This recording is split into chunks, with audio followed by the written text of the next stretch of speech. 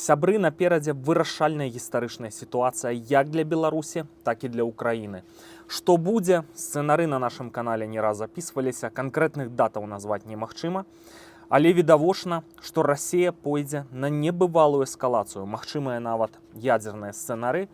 І вось падчас гэтай эскалацыі, як паказвае гісторыя, як паказваюць гістарычныя цыклы, Расія мае зламацца. Для нас няма выбару, як для Беларусі, так і для Украіны. Альбо ты раб, проста вось гарматнае мяса, знішчаная нацыя.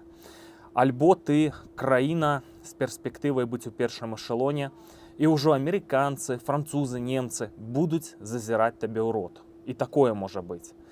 І ў гэты момант ёсць рэчы, без якіх немагчыма паехаць далей. Ёсць даты, якія павінны адскокваць ад зубоў. Незалежнасць Украіны, незалежнасць Беларусі былі абвешчаныя амаль што ў адзін дзень. Спачатку ва ўкраіне 24 жніўня 1991 года Вярхоўная Рада аднавіла незалежнасць Украіны.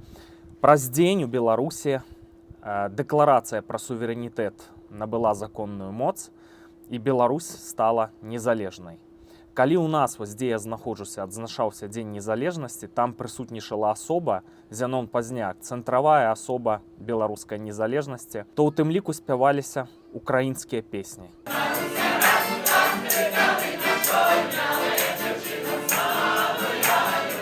Украіна для беларусаў гэта натуральны, гістарычны хаўруснік і пабрацім. Жыве Беларусь, слава Украіне!